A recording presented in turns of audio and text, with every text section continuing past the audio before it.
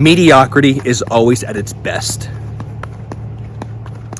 I was at a workshop in 2015 with Pavel and Andy Bolton when he said that. I can't recall what the question was, but it just always stuck with me. And it reminded me of when I hear people say things like, you need to set realistic goals. No. Realistic goals are an excuse for you to play small. Realistic goals are an excuse to not set high expectations of yourself. Because a man can only rise to his level of expectations. You'll only rise to a certain amount of greatness, so you'll only rise to your truest potential based on the level of expectations you set of yourself. Because here's the truth. Losing 10 pounds or losing 30 pounds. Earning your blue belt, earning your black belt.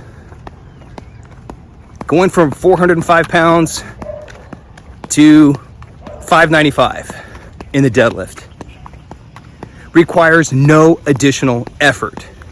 The same amount of effort that it takes to lose 10 pounds is the same amount of effort that it takes to lose 30 pounds. The same amount of effort it takes to earn your blue belt in Jiu-Jitsu, same amount of effort it takes to earn your black belt in Jiu-Jitsu.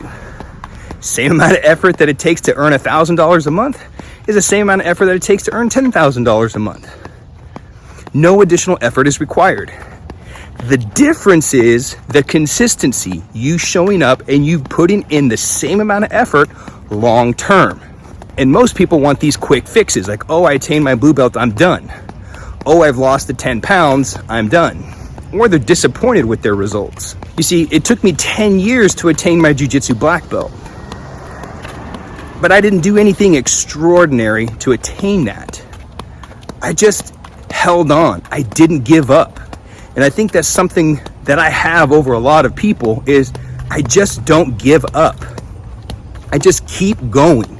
I keep holding on. And when you decide to do that, you're going to destroy everybody around you because mediocrity is always at its best. For 10 years, I showed up to class 3 to 4 days per week. 3 on average. For the most part, I showed up 4 days per week.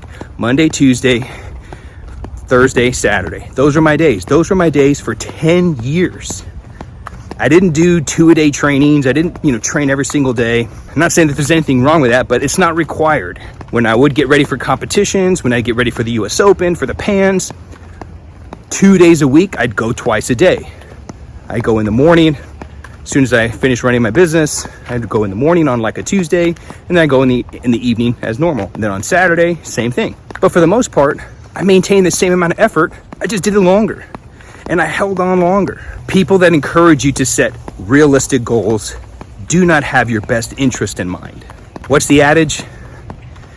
Aim for the stars and you'll hit the moon. If you set a goal for losing 30 pounds and you put in the same effort every single day, but at the end of the month you lose 20 pounds, you would have lost more weight than if you would have just set a low goal, set a low expectation of yourself. Let me go with 10 pounds because you feel like I need to set realistic goals. Don't listen to people that tell you that. They don't have your best interest in mind. When I started building my deadlift, the number that I always had in my head was 700, actually 705, 320 kilos. That number was just always burnt in my head. Have I pulled 705 pounds since I started deadlifting in 2013? No, but my best pull to date is 290 kilos. 639 without a belt, without training like a power lifter, without doing assistance exercises. I maintain the same effort year in and year out. If you want to attain your goals once and for all, and you've got big goals, set high expectations of yourself. Ditch the idea of realistic goals, and the world will lay the desires of your heart at your feet.